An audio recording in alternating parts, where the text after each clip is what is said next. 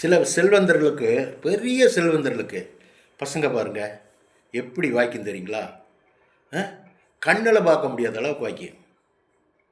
இவ்வளோ பெரிய ஆளாக இருப்பான், இவ்வளோ பெரிய வயிறு இருக்கும், தலையத்து சவுண்டு இருக்கும், தவக்கால மாதிரி நடப்பான். செல்வந்தருடைய பையன். என்ன? செல்வந்தருடைய பையன். ஏன் அந்த மாதிரி கடவுள் அந்த மாதிரி ஒரு குழந்தைய அவனுக்கு கொடுத்துருக்காரு தெரியுமா? பாவத்தின் காசை சேர்த்துற, பாவத்தின் சம்பளத்தை நீ சாப்பிட்டுட்டு அதில் ஜெனிச்ச வந்தான் அவன். மகிழ்ச்சி பையனை பார்த்து மகிழ்ச்சி அடையிறியா நீயே? 2 அரிசி மூட்டைய மாதிரி இருக்கான், நடக்க முடியறதில்ல அவனால். 25 இயர்ஸ்லேயே அவனால் நடக்க முடியறதில்ல.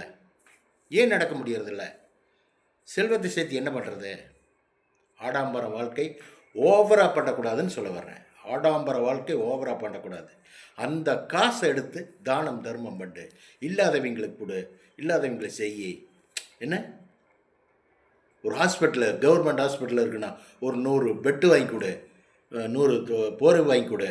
அங்கே இருக்கிறவங்களுக்கு ஒரு மாதத்துக்கு உண்டான சாப்பாடு செலவுக்கு கவர்மெண்ட்டுக்கு டொனேஷனாக கொடு. இந்த மாதிரி பாவ காசெல்லாம் இந்த மாதிரி வேஸ்ட்டு பண்ணணும். அதை விட்டு போட்டு இன்றைக்கி இப்போ பீரோவில் போட்டுனீங்கன்னா இந்த மாதிரி தான் இருக்கும். உன் மகனை பார்த்து பப்ளிக்கில் எப்படி இருக்கு? பப்ளிக்கில் ஏதாவது சொல்கிறாங்களா மகனை பார்த்து? செஷன் சொல்கிறாங்கல்ல. பெருமையா? பெருமை பேசுகிற அளவுக்கெல்லாம் நமக்கு கடவுள் ஆயுசை கொடுக்கல. நிர்ணயம் பண்ணியிருக்காரு எல்லாத்துலேயுமே.